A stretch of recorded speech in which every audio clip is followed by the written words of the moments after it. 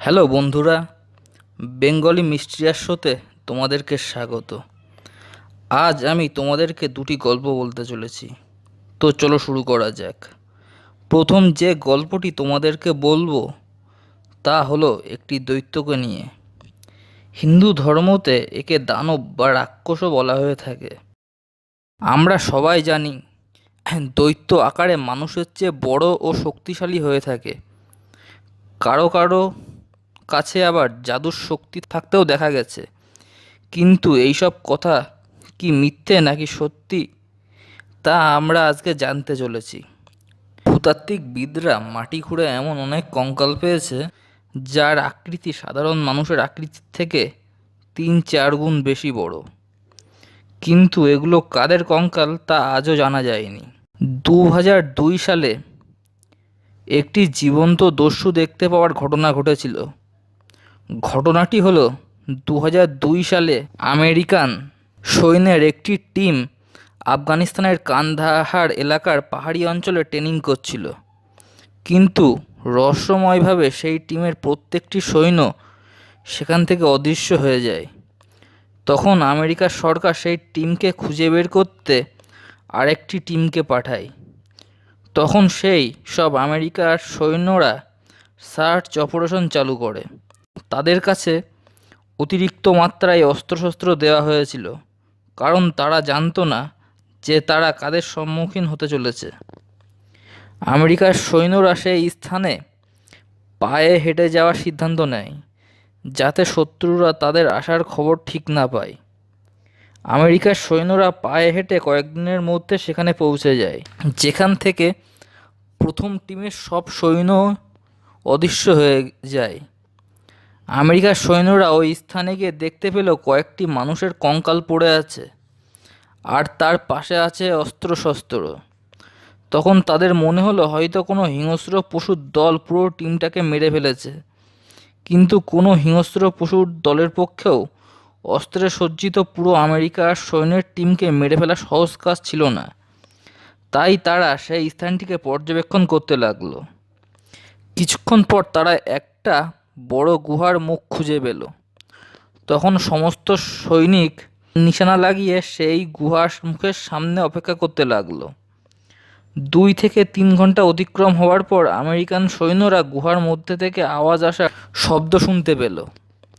তারপর গুহার মধ্যে থেকে একটি জিপ বেরিয়ে এলো, যা দেখে সমস্ত আমেরিকান সৈন্য অবাক হয়ে যায়। কারণ জিপটি পশুদের মতো না, মানুষের মতো দেখতে ছিল, কিন্তু কোনো সাধারণ মানুষের মতো না। তার উচ্চতা ছিল প্রায় 12 থেকে 15 ফুট ও ওজন ছিল 500 থেকে 600 কেজি। জিপটির চুল ও দাড়ি ছিল লাল রঙের। আমেরিকান সৈন্যদের দেখতেই জিপটি তাদের উপর আক্রমণ করতে শুরু করে এবং কয়েকটি আমেরিকান সৈন্যকে মেরে ফেলে। এরপর সমস্ত সৈনিক একসাথে সেই দানবটির ওপর গুলি চালাতে শুরু করে, কিন্তু গুলির আঘাতে তার কিছুই হচ্ছিল না। তখন একজন আমেরিকান সৈনিক বলে, দৈত্যটির মাথাতে গুলি করো। তারপর সমস্ত সৈনিক তার মাথায় গুলি চালাতে শুরু করে। তারপর সেই দানবটি মারা যায়। তারপর আমেরিকার সৈন্যরা ভালোভাবে দানবটির দেহ পর্যবেক্ষণ করতে লাগলো।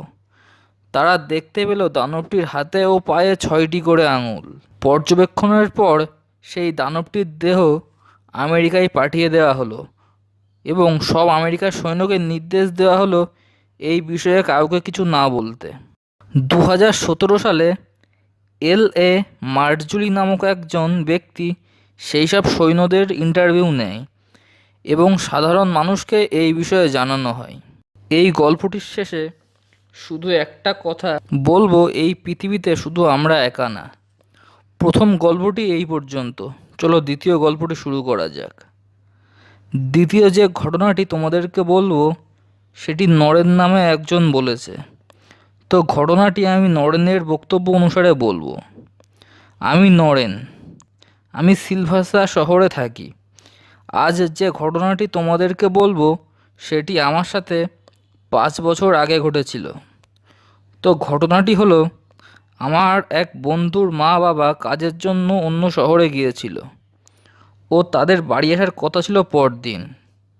সেই জন্য সন্ধেবেলায় আমার বন্ধু আমাকে ফোন করে ওর বাড়ি যেতে বলল।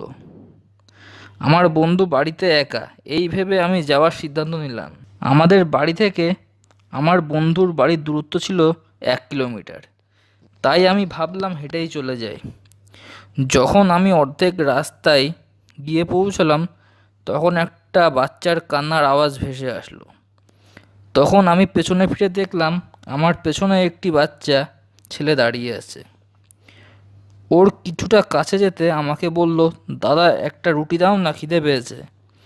কিন্তু আমার কাছে দেবার মতো কিছু ছিল না, তাই ওকে আমার পেছন পেছন আসতে বললাম।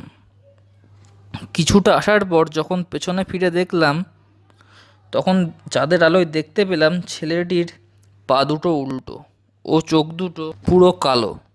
এই দেখে আমি ভয় পেয়ে গেলাম। ও দৌড়ে বন্ধুর বাড়িতে গিয়ে উঠলাম ও বন্ধুকে এই ঘটনার কথা বললাম। তখন আমার বন্ধু বলল, কয়েকদিন আগে একটি ভিখারি ও তার ছেলে না খেতে পেয়ে মারা গেছে। ও আজকে যে আত্মাটিকে আমি দেখেছি সেটি সেই ছেলেটির আত্মা। তো বন্ধুরা, আজ এই পর্যন্ত।